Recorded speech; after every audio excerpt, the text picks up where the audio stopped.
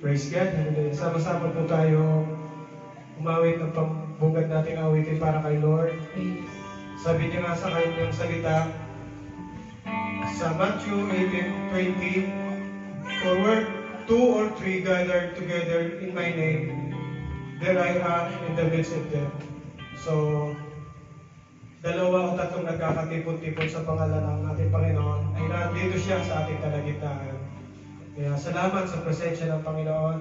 And then 2 Corinthians chapter 3 verse 17, "Where the Spirit of the Lord, there is freedom." Thank you, Lord, for the freedom. Thank you for the salvation. Thank you for the love, Lord God. Holy Spirit, you are welcome here, Panginoon, Lord God.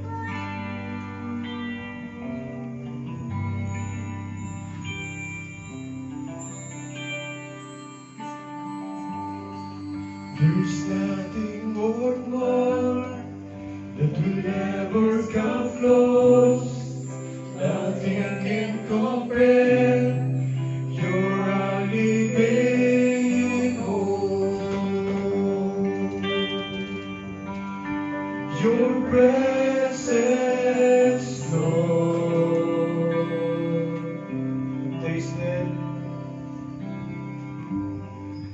I tasted and seen of the sweetest of love, when my heart's become free and no shame is undone.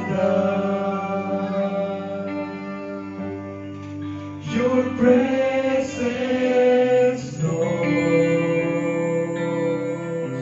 Holy Spirit, Holy Spirit, you are welcome here.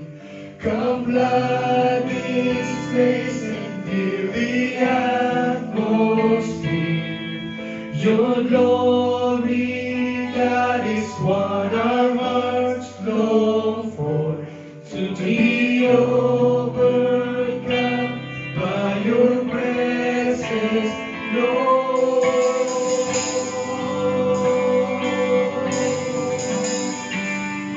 Your presence, Lord.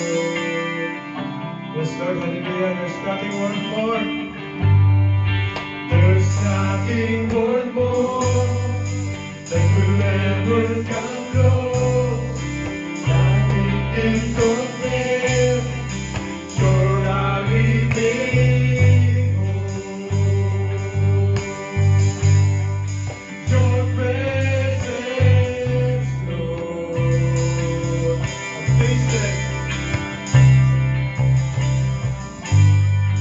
I tasted and seen of the sweetest of love, when my heart's become free and my shame is undone.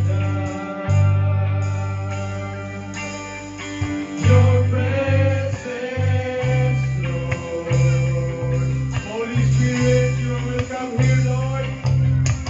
Holy Spirit, you are welcome here. Come flood this place and fill the atmosphere.